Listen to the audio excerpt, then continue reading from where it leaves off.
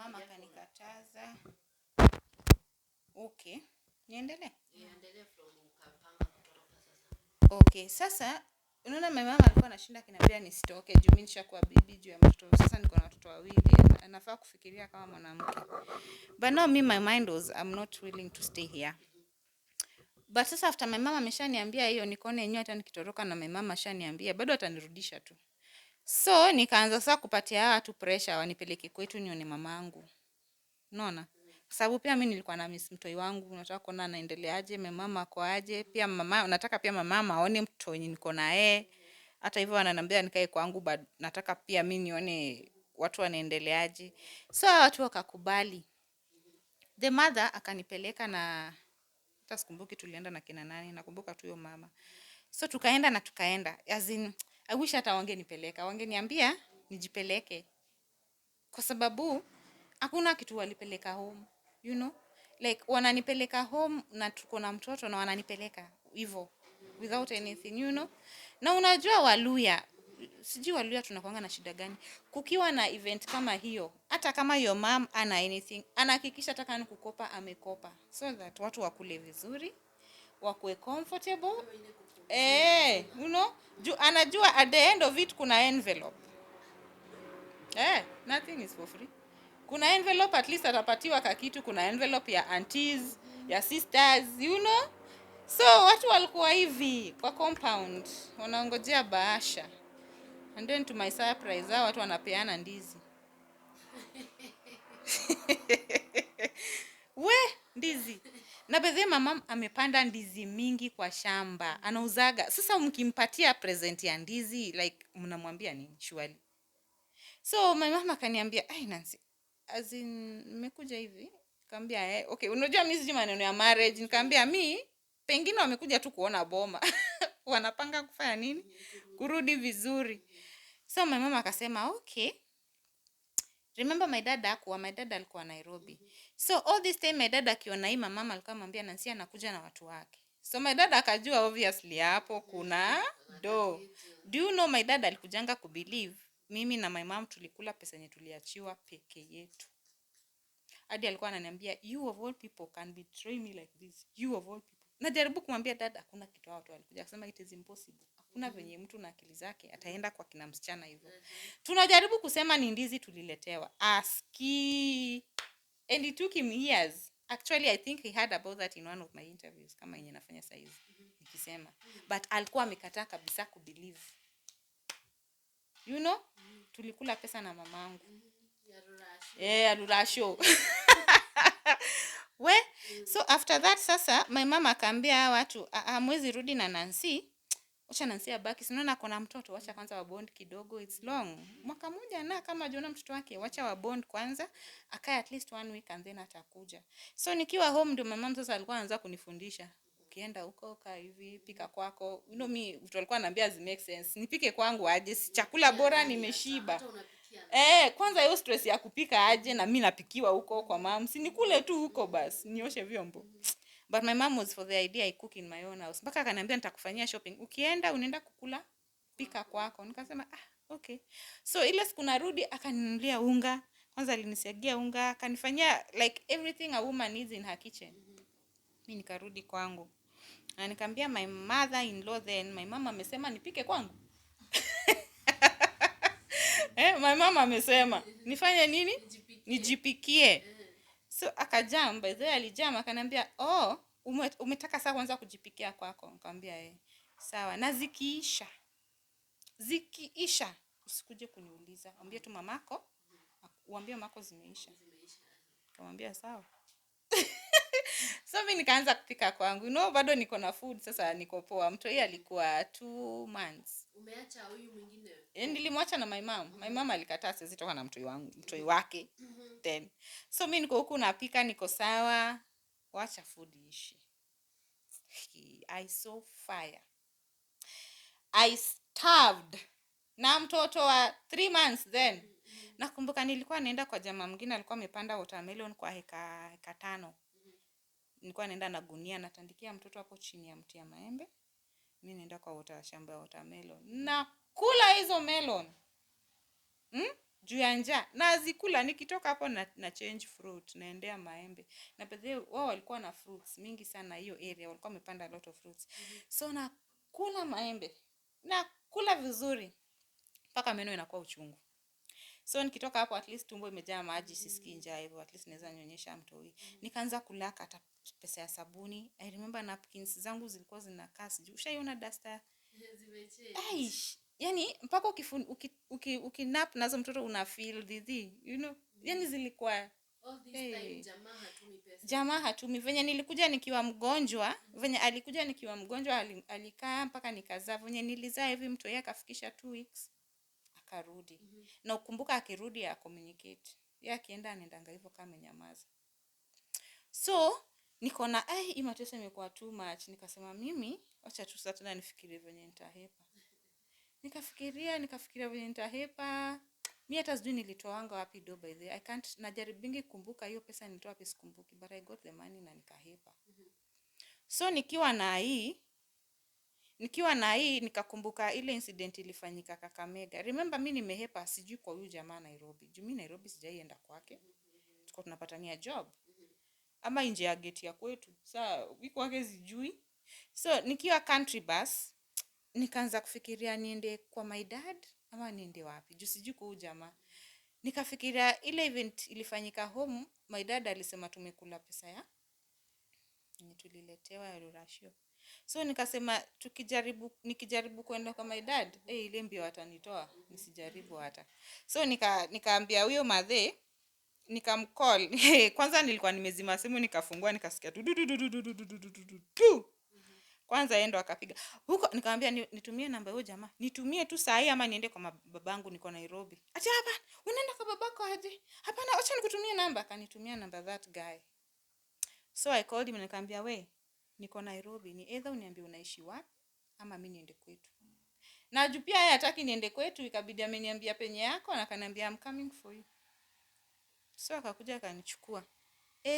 Venye nilifika huko kwake sasa, Jesus. Nikasema si ningebaki tu shago.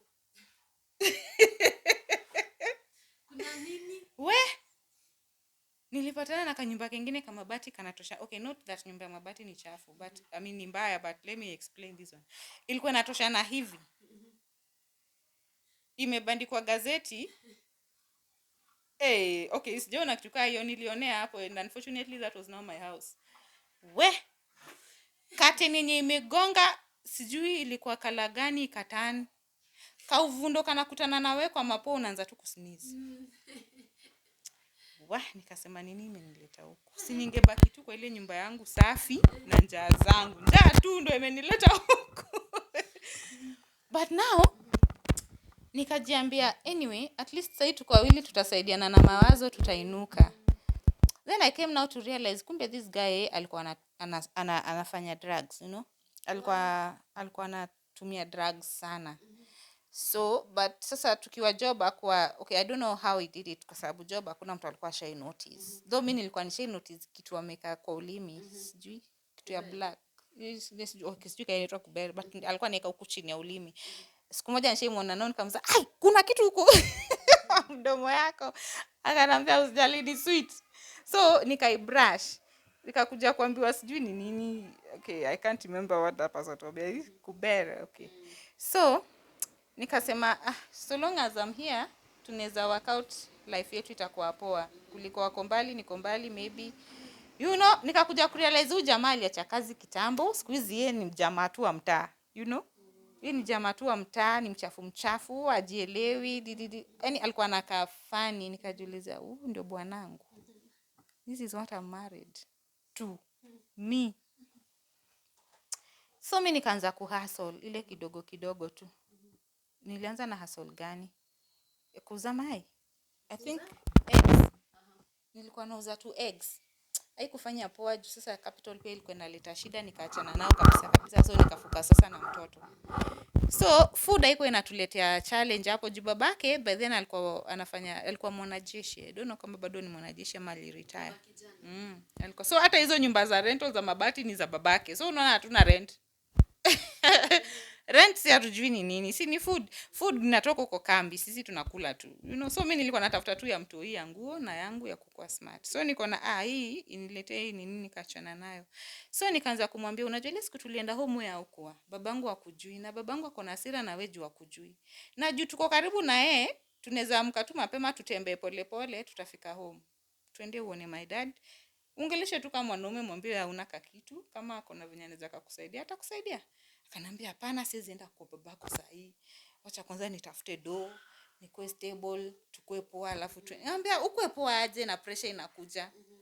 So nikamwambia for as long as babangu atashinda akiongea, hatutawaika.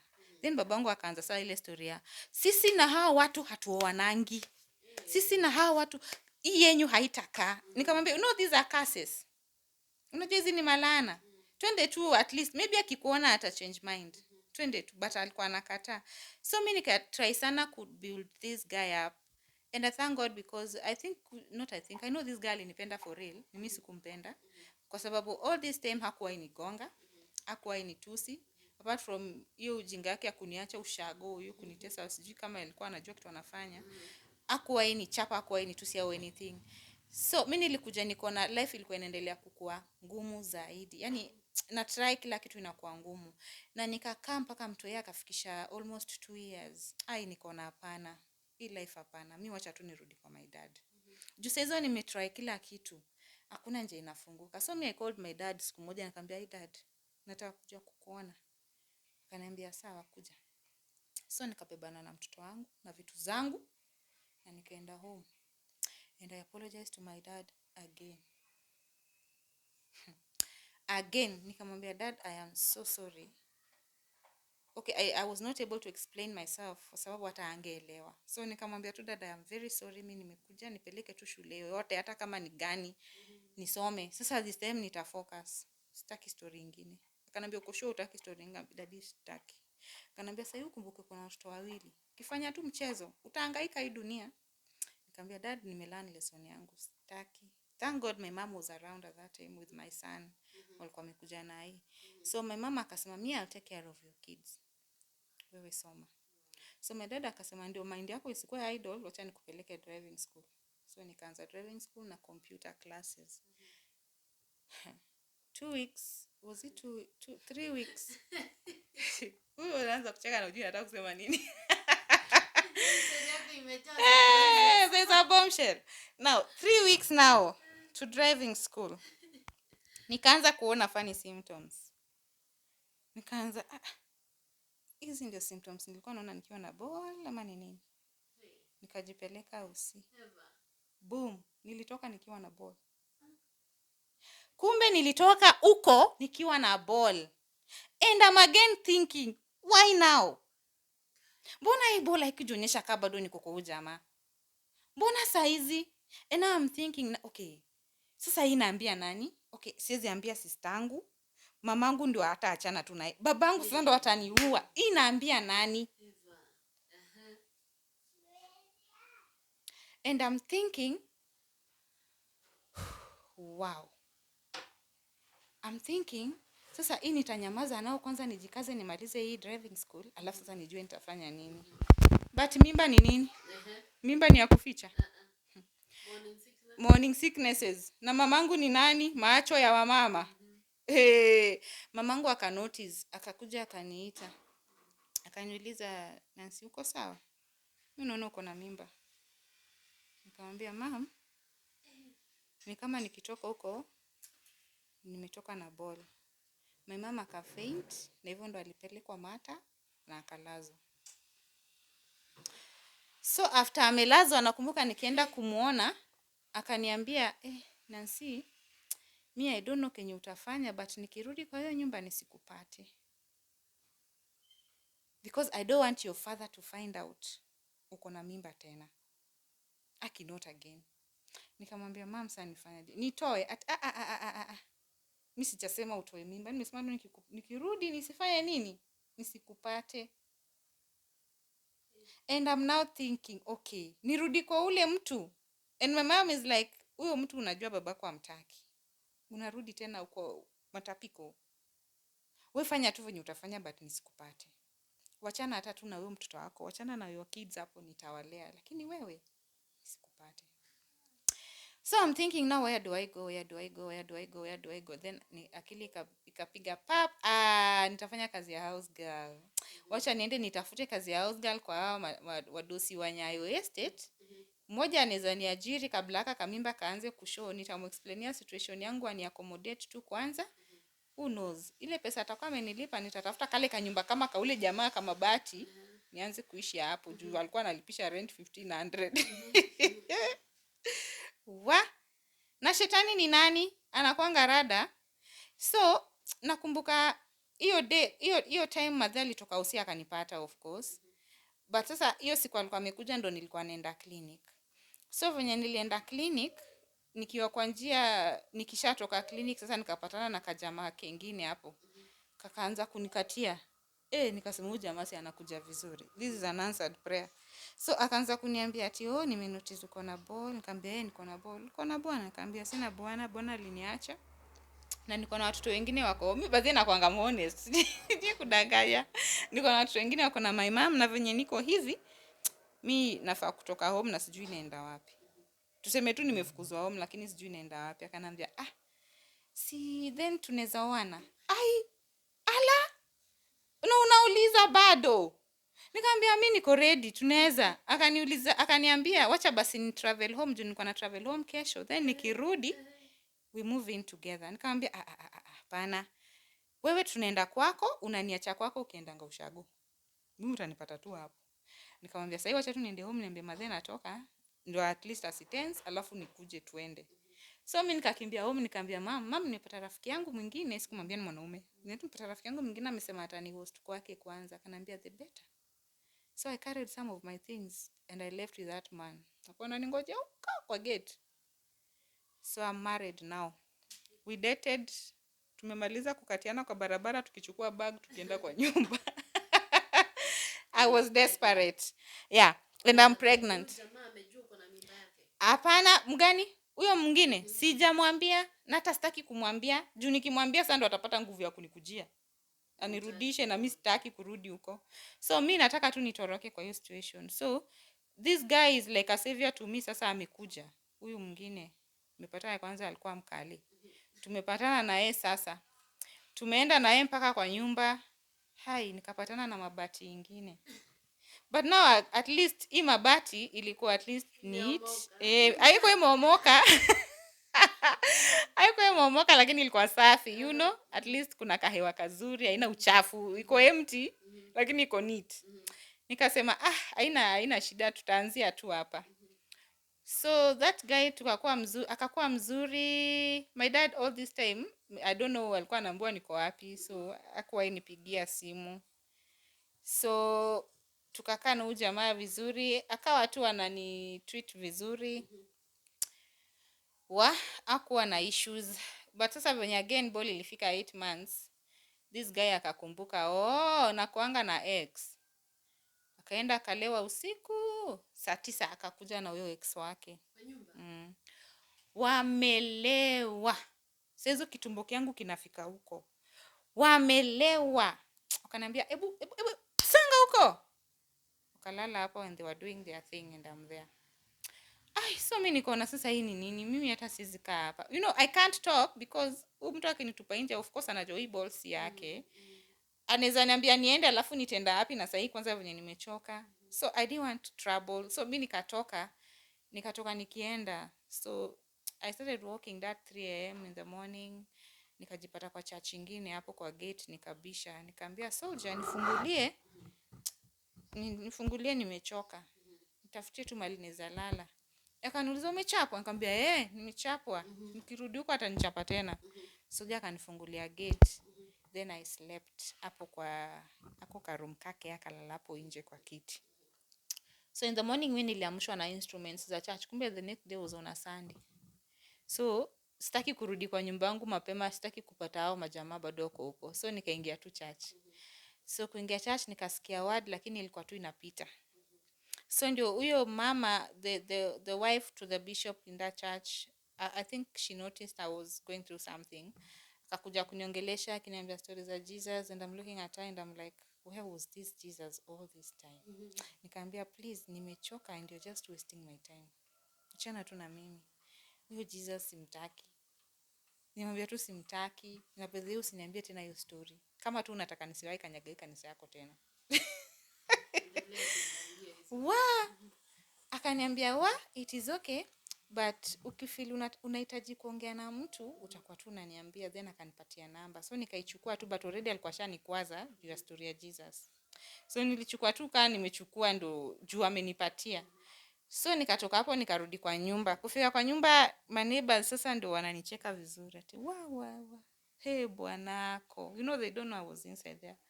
Bwanako si alikuja na mtu. Nikamwambia alikuwa ameniambia si ni kazini yake, si ni dem. Ati kwani umesahau hizi nyumba ni za mabati? Umesahau? And I'm like ala, so these people know everything. So nikamwambia he's a man, acha nini tu naye. Ni mwanaume. But I think hiyo shame ilikuja ikampiga, then akadecide to hame. So tukahama in a week's time. Tukaenda kwa nyumba ingine. At least tukaenda kwa nyumba ya mawe.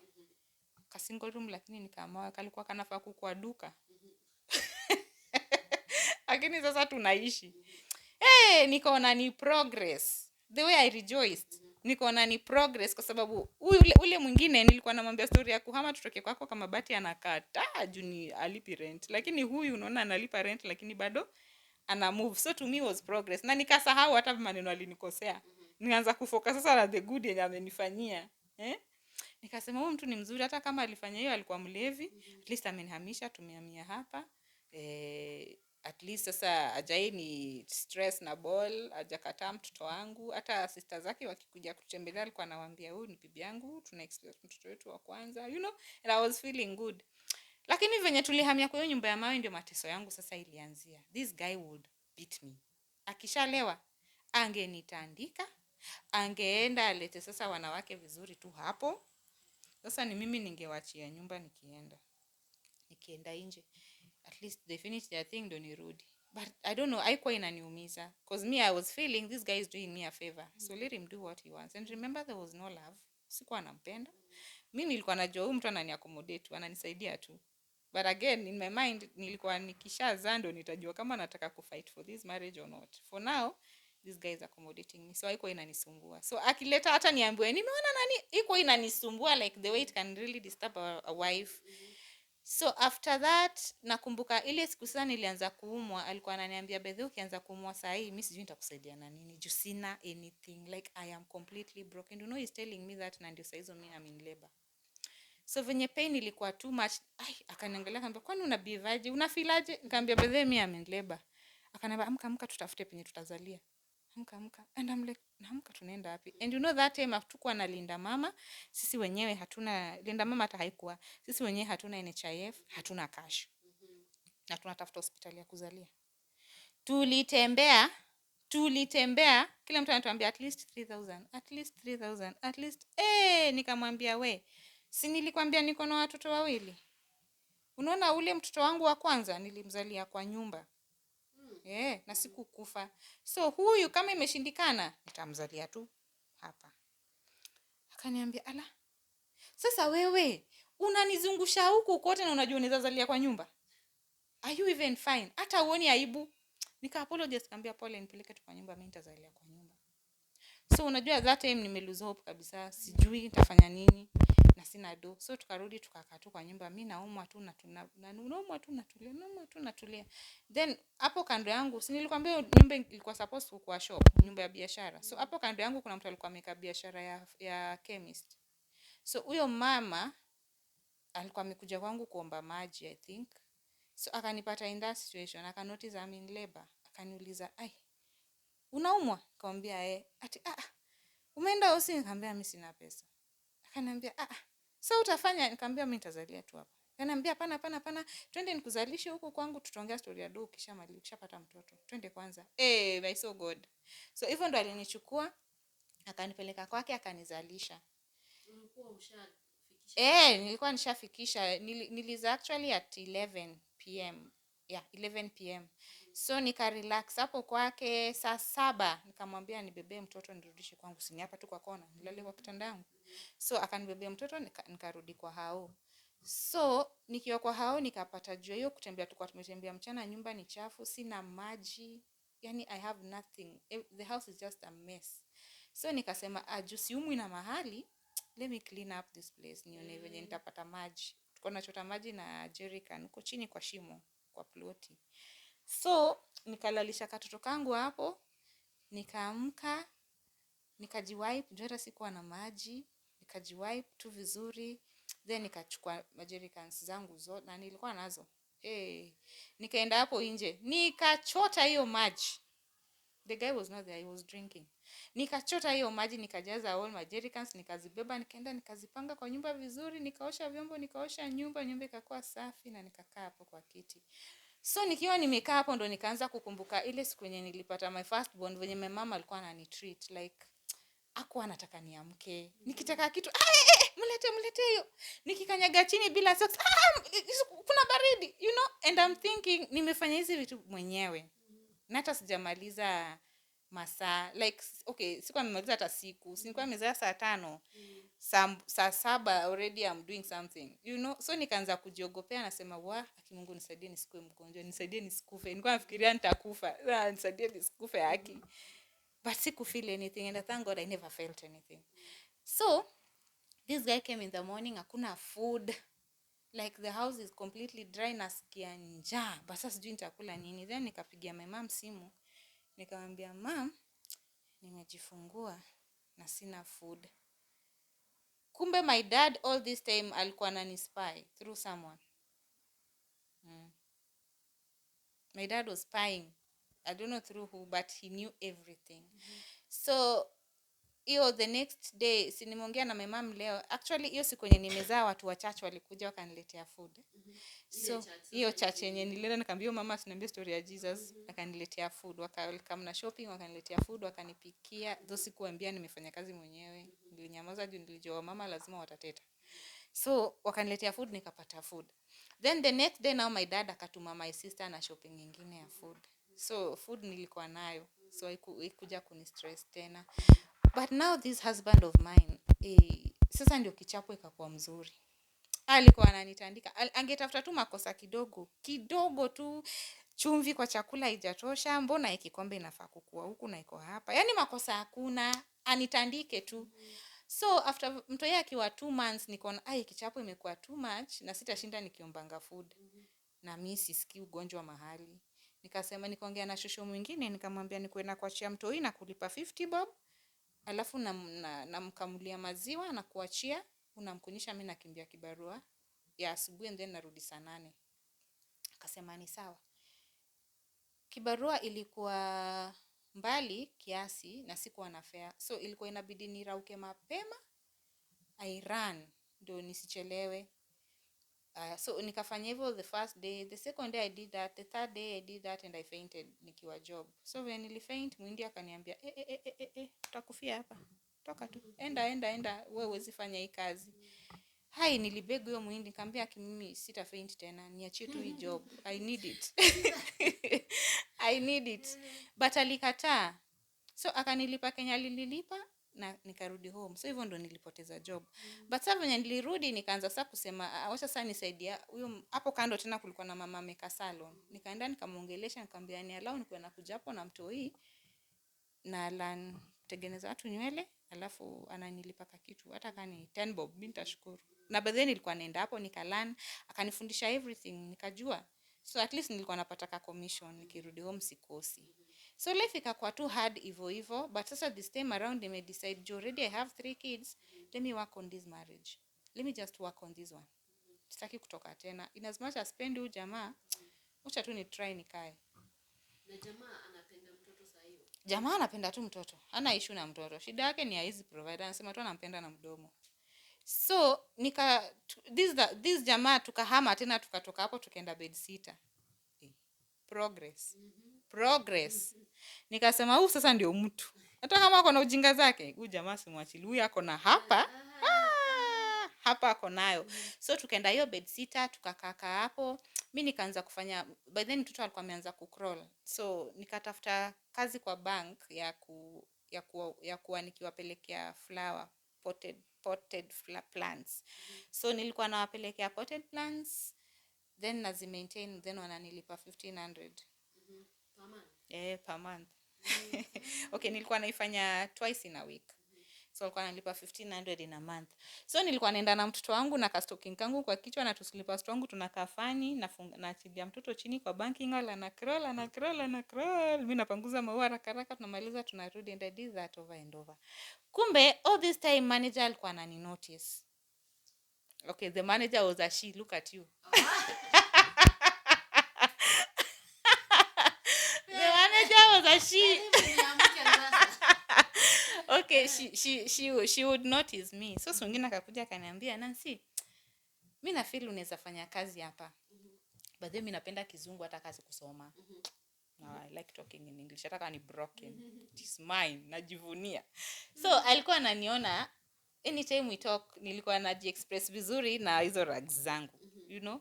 So aka feel I think this girl can work here. But nikamwambia mimi sijasoma. Mimi nimefika tu form 4. So sina knowledge nyingine. Hiyo computer nilikuwa nianzishiwe, sasa boli ilikuje karibu. So sikuenda. But akaniambia hapana, nitakutrain. We enda uapply. Alafu tuone. Nikamwambia mimi hata hiyo kuapply sijui kutumia comp. We ni apply.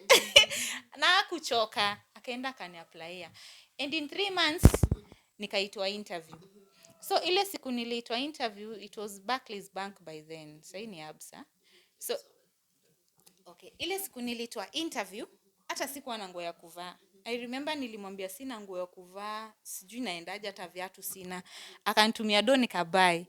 So nilienda, nikafika huko, nimekaa kwa queue, sasa tunaongojea tukua interviewed. My friend, people were carrying envelopes. Hey, hivi. Sijui wazi mabeba nini. Documents. Kwanza ndio hiyo siku ndo nilijua kumbe zinaitwanga credentials. I didn't know what that was. So zao ni kubwa, unajua wako na okay, wanajivunia wameziweka kwa labs. Mimi kangu nika form 4 nimekaeka kwa handbag. So kila mtu anaongea kitu amesomea, mimi hata sisikanishi wanasema nini. Wakaniuliza wewe na wewe, nikajifanisha niko busy na simu. I was the last one to be interviewed. So kuja kukua interviewed, okay, watu wakaniuliza where are your credentials, and I'm staring at them. Najiuliza in my heart, what are those? Oh God, what are those? Ndio mwingine I think ali notice juu akaanza, okay, papers zako ziko, nikampea. Akaniuliza this is all you have. Nikamwambia that is all I have, but I'm very hardworking. You're very hardworking. I'm very hardworking. Ulikuwa unafanya nini before kuja hapa interview? Niambia kazi yenye nafanya sasa hivi kwa banking. So akaanza kucheka. Sasa hii interview nini? Wanatafuta nini? Wanatafuta lead generators, sales representatives. Nikamwambia kwanza ni mambo ni kuuza. Me I can sell anything. You know me, I'm thinking, si ni kitu wananipia hiyo, wananiambia enda uza. I'm not imagining nienda kuuza nini. Wakaniangalia, wakaniambia okay, sawa tutakupigia simu. So nikitoka hapo nakumbuka venye walikuwa wananicheka, najiambia watu wamenienjoy. Design nyingine sijui. Hii tu wamenienjoy, bila hakuna simu watanipigia. But you know, after a month niliitwa nikaambiwa nimepass interview, nikakuwa posted Queensway branch in town. And I was the only lady among 4 men. So the manager wa hii branch yenye nilikuwa nafanyia ilikuwa paka banners.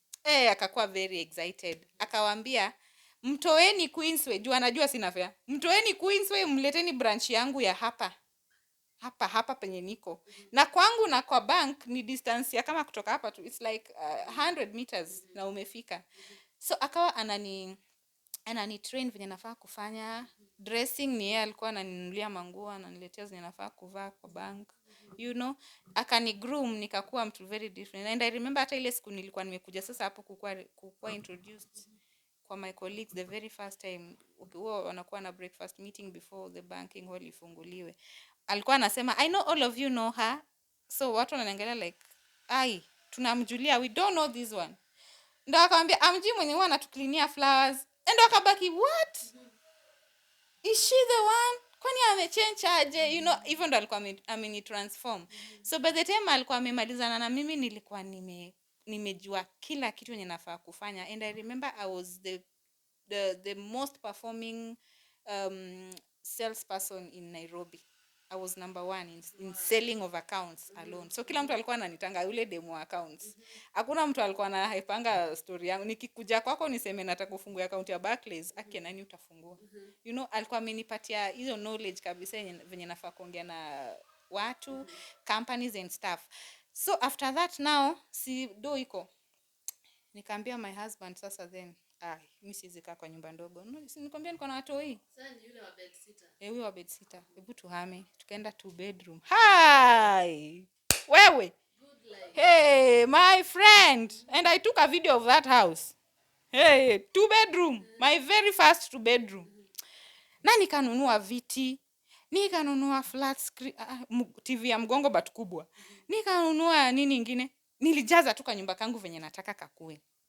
Na nikaenda nikaambia my mom, give me back my children, mommy. I want to take care of them now. So my mama akanipatia juu hata yako na hiyo trust na sisi yako sawa, watoto wake hata wakienda watakuwa sawa. And by the way I have an adopted girl. So nikawachukua wote. Hiyo story yake ni nyingine tu. So nikawachukua watoto wangu wote. Now I have Nora, Leod, Sasha and Macy. Now I have 4 kids now. You have 3 and 1 adopted. Yeah, 3 and 1 adopted at that time. So wote nimewachukua niko nao wapi? Kwangu. Si nafanya job. So life ikakuwa poa hivyo hivyo. Now this guy akaacha kufanya job yenye alikuwa anafanya. Si anaona mimi nafanya job. Sasa yeye ni kukaa tu kwa hao, kusumbua house girls na bibi za wenyewe. Wenye wataingia box yake apite nao, you know. Akaanza tu drama tu wanawake. Akikuja job anajifanyisha anakuja kuniona, kumbe anakuja kutafuta tu dem. So aka end up sleep around with almost all my friends, you know. So kuna time alijaribu kusleep na sistangu last born wetu, by then she was 17. So akaniambia mimi Nancy, for as long as you're married to that man I will never step in your house. And by the way she never did. So niko na this is too much. Na huyu jamaa nikimuuliza ananigonga, ananipiga. So nilikuwa na avoid sana kuuliza ndo nisichapwe. So kuna time nilikuwa nimeenda kesha. Okay, my kids nilikuwa nimewapeleka wakae kwa my dad. Mimi nibaki at least wa enjoy Christmas kwa my dad na New Year, then mimi nibaki peke yangu. So mimi nikaamua juu niko peke yangu acha niende kesha then nirudi morning. Nikaenda kesha nikarudi hiyo asubuhi. Si niligongwa in the name of nimetoka kwa baba ya huyo mtoto, you know? Alinipiga. Kidogo kidogo the guy akaanza ati anataka mtoto. And me I'm thinking the way this man is beating me. And then nizae tena. Nikasema nijikute. Nimejichuna. Sitaki mtoto mwingine sahi. So sikuwa ready kumzalia mtoto. So akaanza sasa kunitukana mimi ni tasa. And I'm like, tasa? Na watoto wangapi? Unaniita tasa? Akishitani ni mbaya by the way. Ananiita tasa, niko na watoto 3 wenye nimezaa. Yeye hana hata mmoja. Sasa mimi na yeye nani tasa? Ananiita tasa. Nikamwambia wewe niite majina zote but me I'm not giving birth now. I'm not ready. Nikiwa ready nitazaa. But sasa kiboko hiyo kipigo ikakuja ikakuwa too much. And I remember niliambia God, nilijiangalia nikaambia God, mimi kuchapwa nimechoka. Ile siku yenye jamaa atanichapa tena kama nimevaa ingo nimevaa leo. Acha tu ikuwe sign. This is not my guy. Ukinionyesha tu hiyo sign, mimi nitaachana na huyo mtu. So meanwhile hapo katikati bado nilikuwa tu nachapwa. Lakini lakini sijavaa hiyo nguo. But now there's this particular day watoto walikuwa wametoka shule. Walikuwa wameanza kwenda shule. So ilikuwa I think it was on a Tuesday. So mimi nimetoka job nilikuwa si feel poa. So nimetoka job na mwana kichwa. Okay, job ilianza kwenda chini, performance ilianza kushuka juu ya zile vitu nilikuwa napitia home. So sikuwa na perform, nilikuwa nafaa kuperform. So pesa pia haikuwa. No sales ndio inakulipa. Usipouza nado ni commission. So sales hazikuwa, already nilikuwa na arrears ya rent, you know. So life ilikuwa imeanza kuwa hard. Shule bado ni mimi nalipa fee. This guy is doing nothing. Niko na house girl ni mimi namlipa. Food is on me, you know. Him kazi yake ni kuja kula shopping na kujibamba na boys wake, you know. So life ilikuwa, stress zilikuwa zinanimaliza. So on this particular day nilikuwa nimepatiwa notice job. Yeah, if I'm not performing then bank by the way juangi ati uliuza last time ukapanda huko juu sasa watakuconsider. Hapana, ni you perform kila siku. So walikuwa wamenipea notice, wakaniambia watanisimamisha job, so ilikuwa inanikula kichwa. So nikarudi home, sisikii poa, nikaenda nikalala, and I told my kids, mkimaliza kuwatch mwende mlale na mjifungie ndani. Hata house girl hakuwa by then, juu nilikuwa nimemsimamisha juu ya do.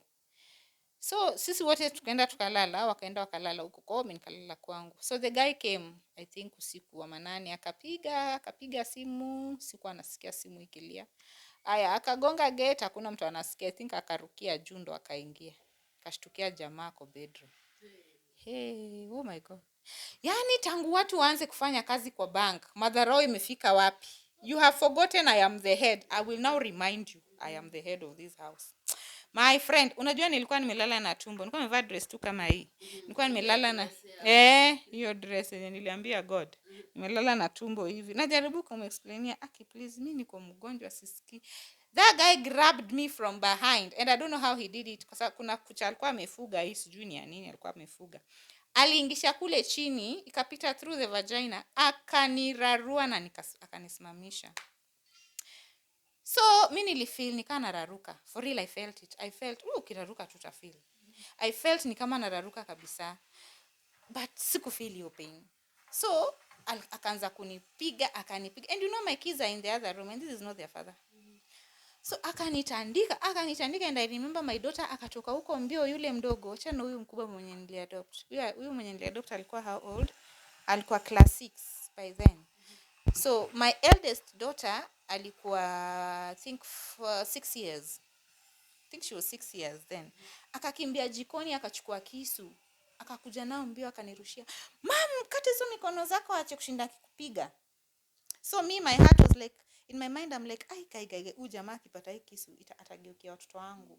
So nikachukua hiyo kisu na nikairusha huko chini ya kitanda ndio at least asishike, na nikamwambia mko chukua watoto mjifungie bedroom. So akachukua mbio, wakaenda kujifungia huko, wakililia huko. Hey, this guy now akaanza kudeal na mimi vizuri. Akanigonga, akasema leo lazima niwaue. After all, sina mtoto hapa. I have nothing to lose. Akakimbia kitchen akafungulia gas.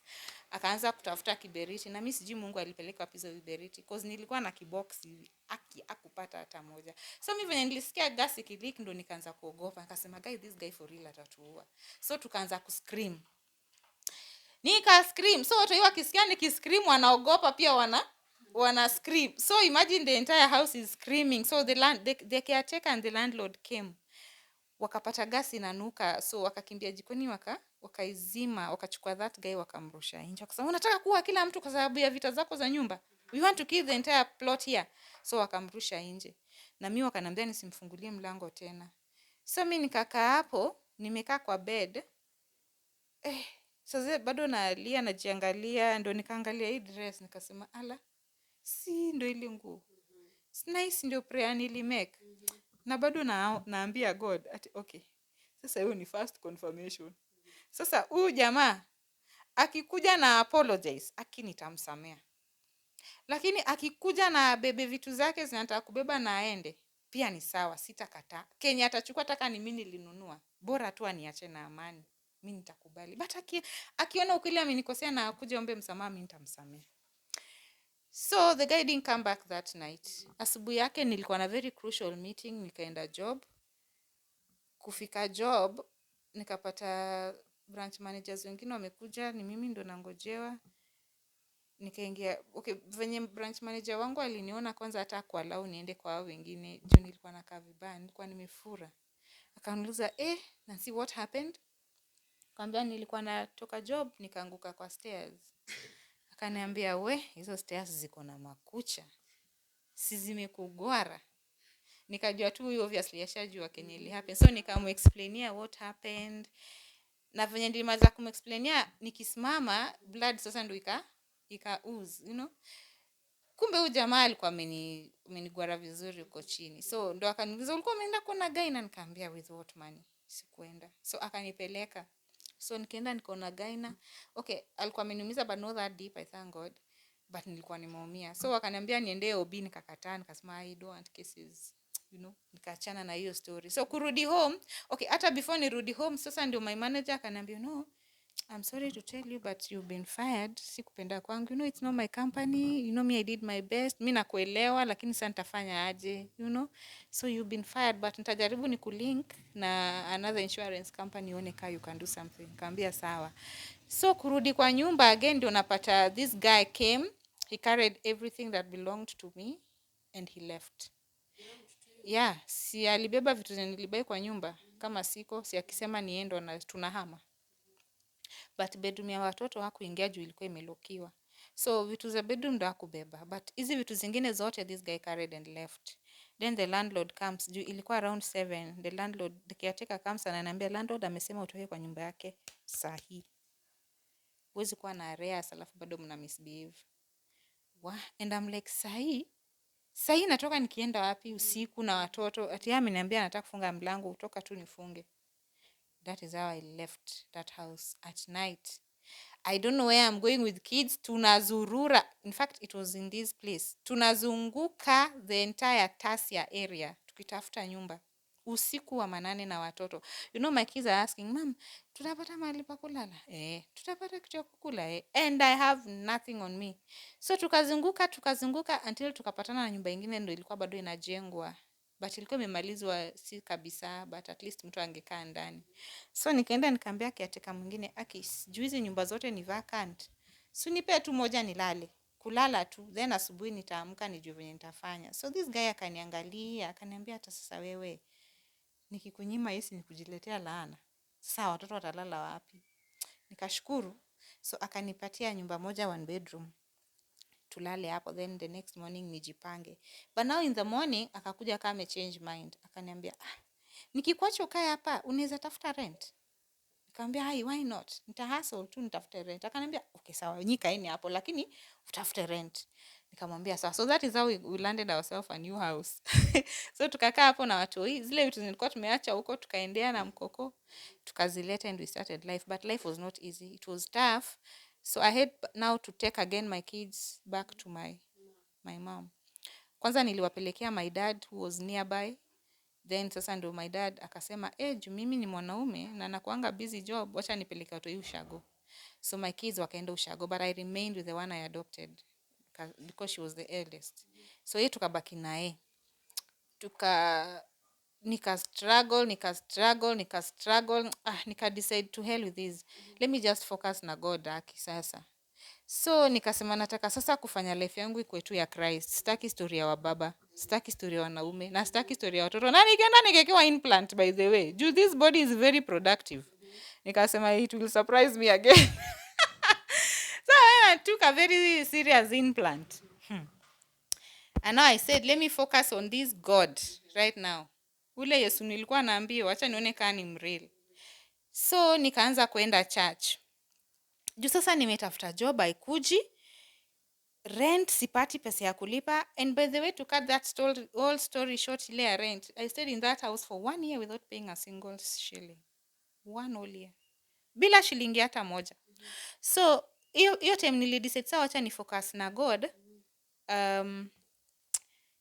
Life ilikuwa bado hard, si ati ilikuwa easy, ilikuwa very hard, but nilikuwa naona God kwa sababu anytime nilikuwa naenda church, okay, I was in praise and worship.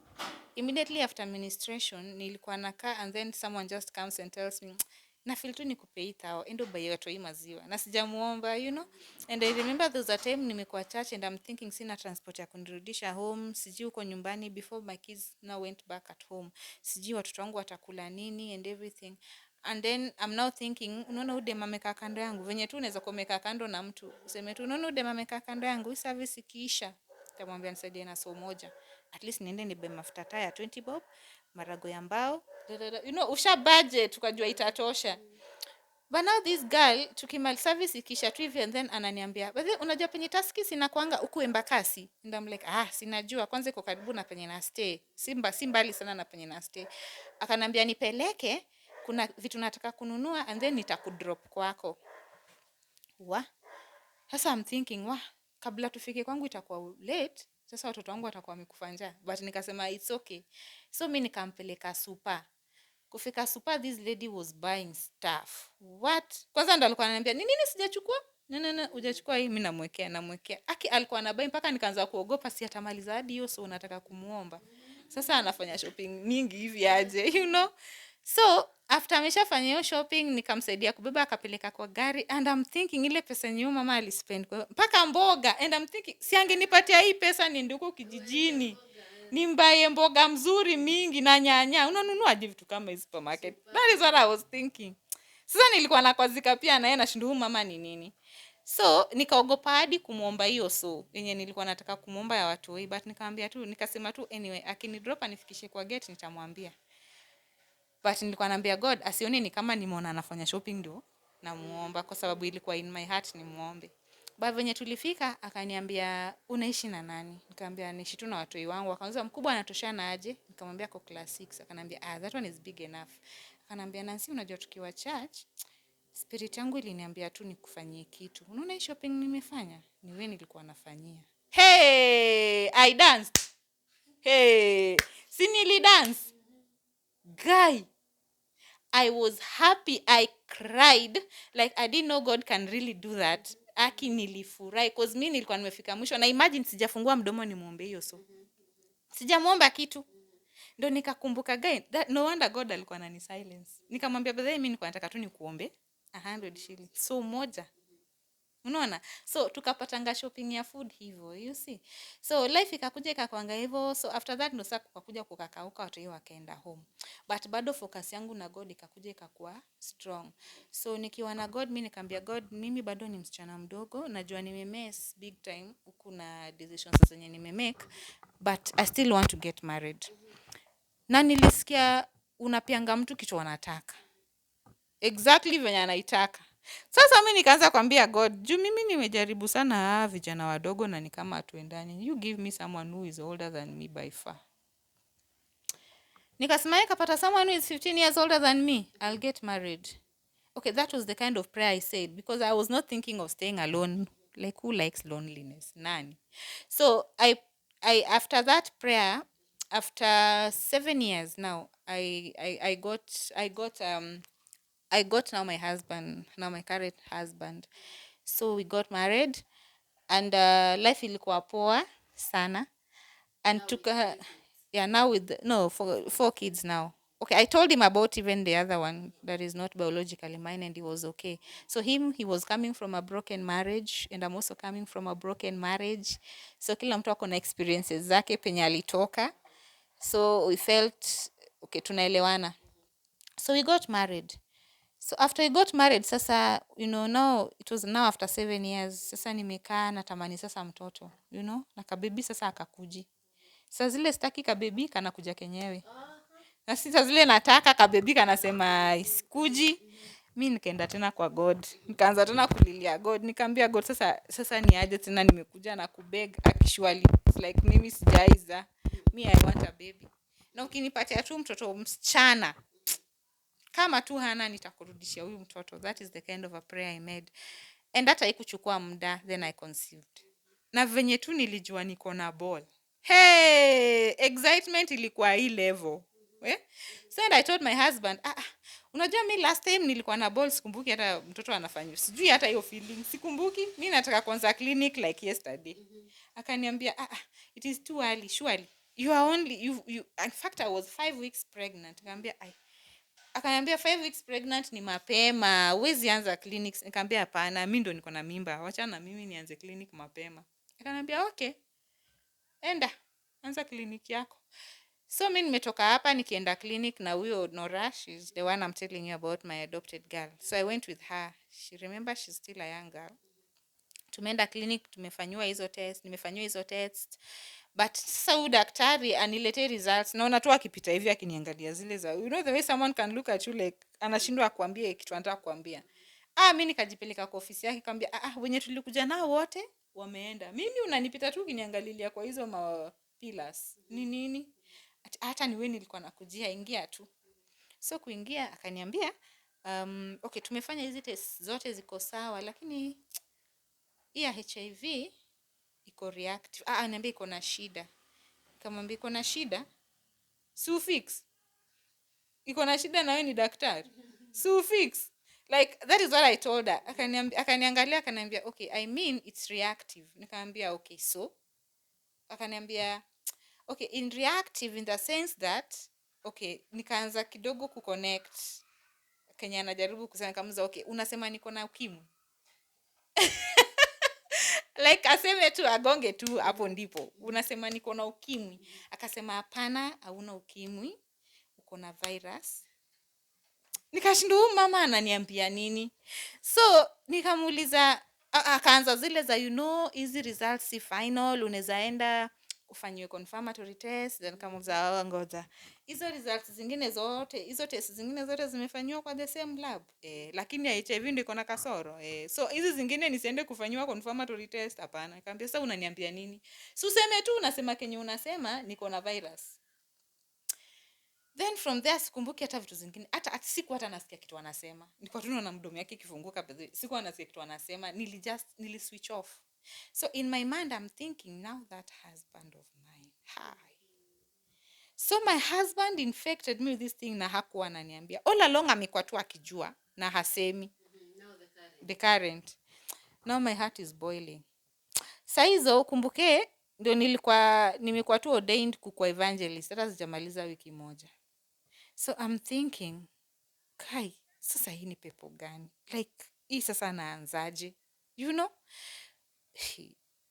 So, okay, nika storm out, akanifuata na card. Akanipea, mimi sikumbuki alikuwa ananiambia vitu gani. Akanipea card yake, nikaenda. Nikaambia my daughter twende. Then tukatoka. So tukitembea in my heart na hold kilio sana. As in, I feel like bursting. Sitaki kuonyesha mtoto wangu, but na feel niitoe, you know. So tukakuja tukiwa kwa kiwanja kingine watoto hucheza ball, nikashindwa kujicontrol. Nikamwambia Nora, can I hug you? Akaniambia sawa mom. Nikamhug na nikabust kama mtoto. So kila mtu alikuwa anapita anabaki anatuangalia. Guy nini? Hadi wenye walikuwa wanacheza kwa uwanja wamesimama wanaangalia ni nini mbaya na hawa. Mama anafanyaje? Mtoto ndo analia ama ni mama ndo analia? Hawaelewi. So my daughter is like, "Mom ni nini? Unalia nini? Mtoto ako sawa?" Nikamwambia ako sawa. Daktari amesema nikampea hiyo clinic card. It's like even she understands. Nikampointia. Ati nini si maandiko ya HIV reactive ni nini? Haelewi. Nikamwambia daktari anasema niko na ukimwi. Then akanisukuma. Anasema mama alafu unalia. Kamuza nasema daktari amesema niko na ukimwi. Ati mama. Unajua yeye ndio tunafanyisha unalia. Unajua shule si tunasoma na watoto walizaliwa nayo na hawaliangi hata. Sijaiona hata mmoja akilia. Wewe unalia nini? You know venye nilifeel mjinga. I felt stupid, nikapanguza machozi kusema kweli. Mnasoma nao shule. So nikajipanguza machozi. Nikamwambia pole basi twende home. You know, nilifeel encouraged na strengthened at the same time. And I think ni God alikuwa anamuse. I feel God alimuse at that time kuni strengthen. So tukakuja akini encourage akiniambia mama sikiza tu anaishi na hiki kitu. Si ati ni mbaya. Si mbaya mtoto atakuwa sawa. Sikiza hata watoto mtu anazaa watoto na hawana. Me I never knew those things by the way because sikuwa na interest ya kujua stories za HIV. But now bado hasira ya bwanangu niko nayo. So nikarudi kwa nyumba nikaenda nikajifungia bedroom na nikaenda nikapray nikamwambia God mimi nilikuomba mtoto sikukuomba HIV. Ni mtoto niliomba.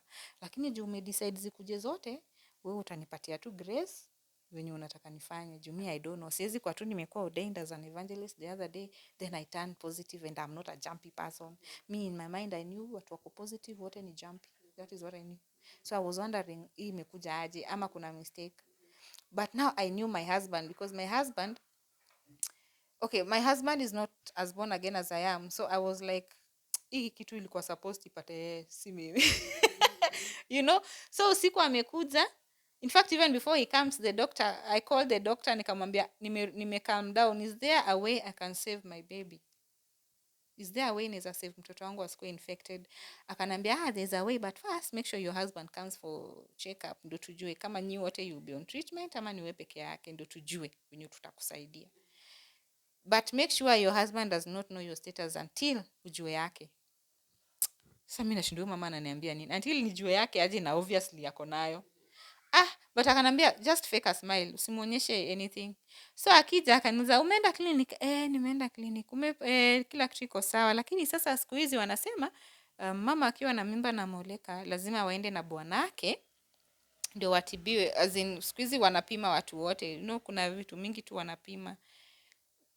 Couples wanaweza kuwa nao na hawajui, wanapima hii, wanapima HIV, hapo kwa HIV achia hapo, mimi siendi. Ai, and I'm like, ni example. Kaniambia mimi siendi, am I the one who is pregnant? Si wewe ndio uko na ball. Wewe enda tu umaliziwe, mimi hakuna mali naenda. Sasa akikataa hivyo ndo najiambia, huyu ako nayo, anajua, anajijua. So nikashinda nikimpush, anakataa. Na mimi unaona time ikienda naona ni kama nita infect mtoto wangu. Mimi nikajipeleka VCT. So kufika VCT wakanifanyia hizo confirmatory test, but by the time wanifanyie, kuna rafiki yangu alikuwa amekuja akanifanyia counseling hadi akani disclose, yeah, she's also positive and I never knew all that time we've been together. So nika feel I'm not alone. Hata endo alinipeleka hiyo VCT. So nikaenda, nilikuwa nisha go through all the counseling. So sikulia, sikufanya, I was ready, mniambie venye nitasave mtoto wangu. So wakanianzisha medication, wakaniambia leave your husband to us. Tunajua kudeal na watu kama hao. Kama hakuja hapa, usijali, lazima atapima. So I don't know ile pressure walimpatia mpaka akajipeleka, akafanyiwa testing, she called me, he turned negative. So akakuja kwa nyumba na results kama amenirushia hapo. Si nilikwambia niko poa? Si ndio hizo results? Si unaona niko sawa? What? And now I'm thinking this guy is not positive. So where on earth did I get this virus? And remember, we've been together for more than 2 years already as husband and wife. So na sijaenda mahali. So hii kitu ilitoka wapi? Hey. So immediately I went back to the hospital na nikauliza daktari, explain to me how this is possible. Kwa sababu mimi sijahanya, my husband is negative and I am positive. How come? Okay, so akani explainia how it happens, how it's possible that it happens. But according to him, it's like I got infected uko nyuma kabisa. By the time I was getting married, I was already infected and I didn't know. And for my husband, there are some genes. There are people with certain genes zenye hawezi pata the virus easily. But the more anaendelea kukua exposed, eventually itakuja iwashike. But kuna wale watu virus iwashiki kirahisi. Unaona? Iwashiki kirahisi hapa unless sasa waendelee kujiexpose kabisa. So that was the case with my husband. So lucky for him hakuwa infected na nilidiscovered, so nikaanza dawa. So there's a nurse aliniambia nisidisclose to my husband, like nisimwambie kwanza nijifungue ndo nimwambie juu naweza mwambia atoroke. And I told that nurse, me hizi vitu za kubit about the bush ndo sijui.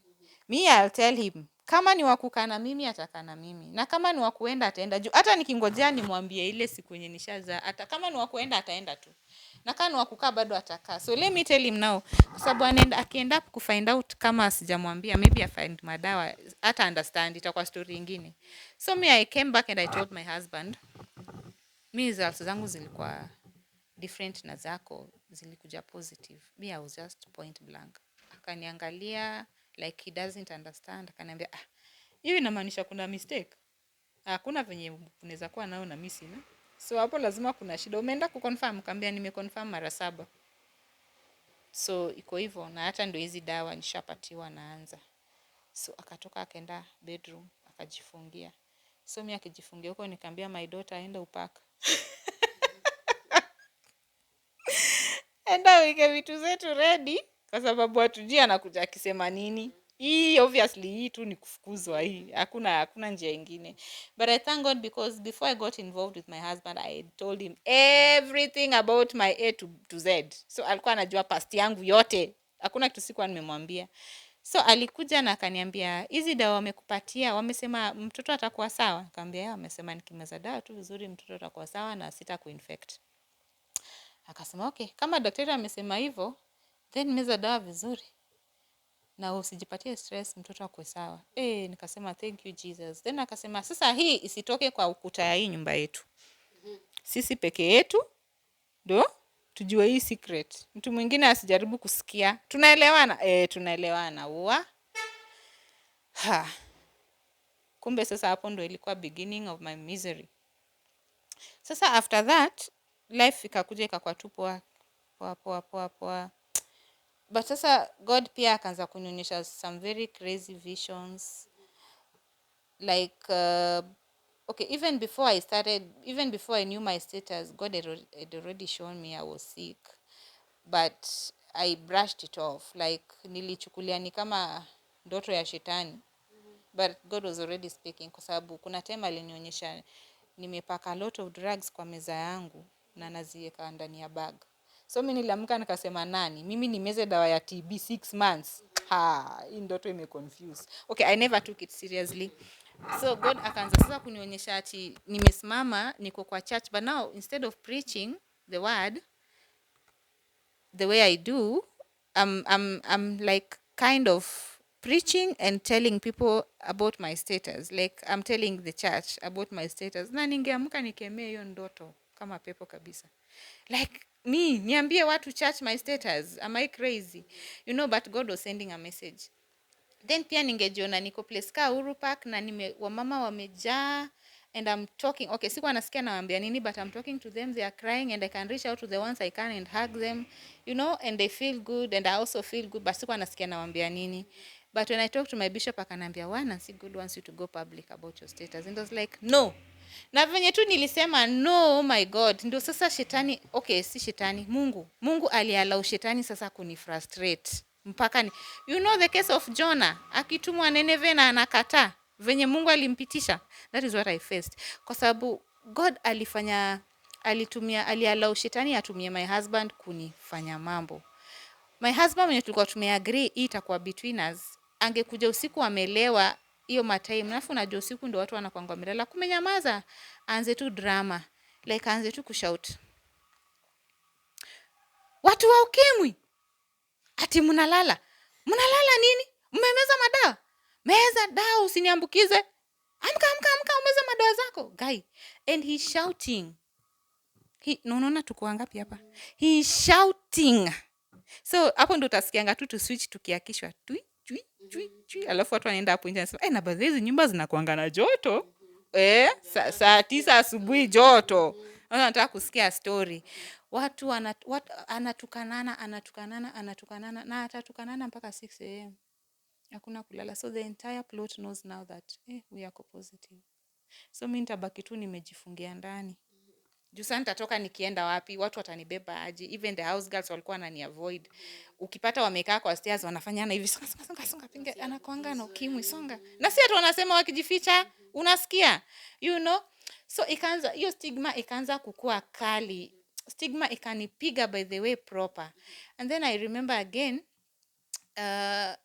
there's a time ali demonstrate venye, okay, tulikuwa tumeamka kupray. It was at 3 am with my daughter. So we were seated. Okay, we were still waking up. Tulikuwa tumeamka kabisa. Tumekaa kwanza tufunguke macho vizuri. Then he comes, he wakes up and is like, ati mnataka kuomba? Watu wa ukimwi? Mnataka kuomba nini? And then he goes in the bathroom and picks a basin and anakuja nao. Alafu anambia, "Bona hapa, ona ameka kwa kichwa. You see how I'm marching? Unaona anatembea? Unaona? Hivi ndo nitakuwa natembea na jeneza yako. Alafu nitakuzika hapa nikikuimbia Luwere." Then my daughter burst into tears. She cried. Then akaniuliza, "Mom, kwani ni lazima?" Remember this girl ametembea na mimi in all these marriages, amejionea. So again she's like, "Kwani what? Ni lazima?"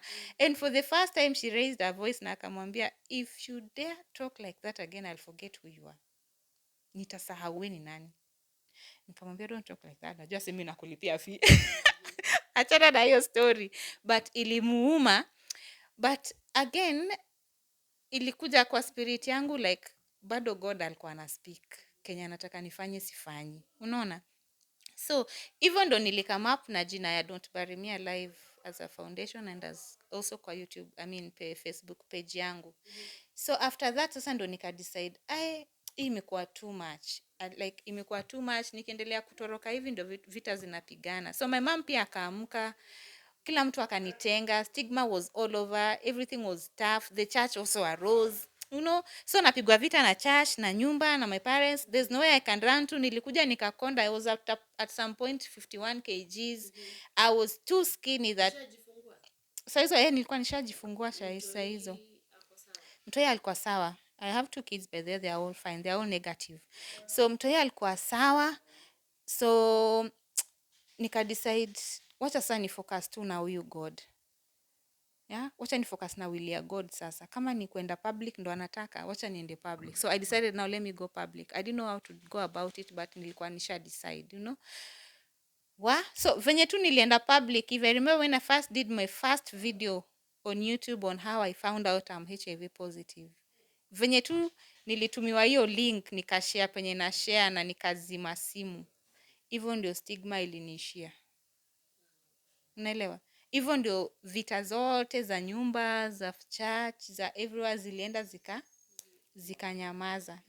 Kila kitu ilikuja ikanyamaza cause now nilikuwa nisha decide sasa wacha nifanye will ya God. And now that is how I came public. And okay, my husband initially was not for it because I don't know what he feared. Maybe he feared shame. But nowadays he understands what I do and he's in my support. Okay, my mom, who was also against it, again, she's my biggest supporter. My siblings are also my biggest supporter.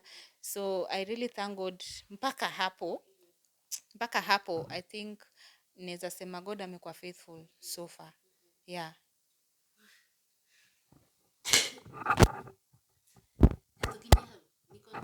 Hapana, bado hiyo sasa ni achana nayo.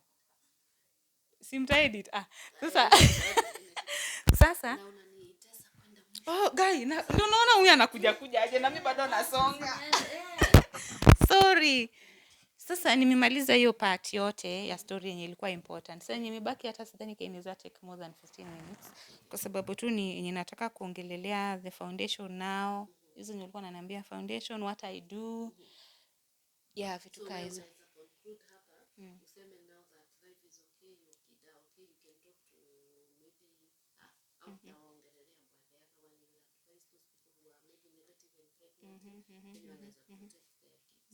So maybe you can conclude na mimi sasa nimalizie.